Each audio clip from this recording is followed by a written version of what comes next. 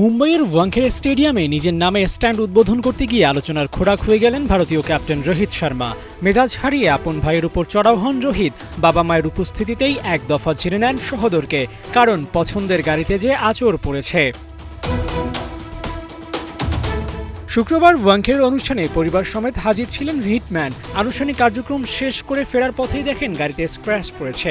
ব্যাস মেজাজ দেখিয়ে ভাই বিশালকে জিজ্ঞেস করেন এটা কি হলো, আর সাথে সাথেই গোটা বিষয়টা হয়ে যায় খবরের শিরোনাম। ক্যামেরার সামনে রোহিত কিছু বলবেন আর তা আলোচনায় আসবে না, তা কি করে হয়?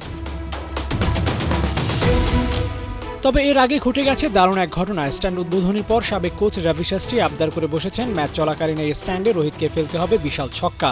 রোহিত তাকে প্রতিশ্রুতি দেন, মুম্বাইয়ের জার্সি পরে এই মাঠেই তো রোহিত হাঁকিয়েছেন 107 ছক্কা।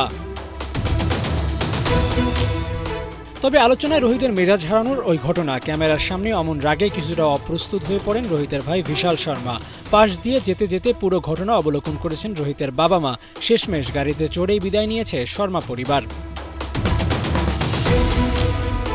ভাইয়ের প্রতি রাগ দেখানোর মাধ্যমে গাড়ির প্রতি রোহিতের মায়া আরও একবার প্রকাশ পেল। ভারতীয় ক্রিকেটে রোহিত কার লাভার হিসেবেও বেশ পরিচিত। তার সংগ্রহে আছে Skoda Laura, Toyota Fortuner, BMW X3, Mercedes GLS 400D, Lamborghini Urus সহ দামি দামি কার। বলতেই হয় রোহিত দা ক্লাসি শর্মা। আবু নাইম, ৭১।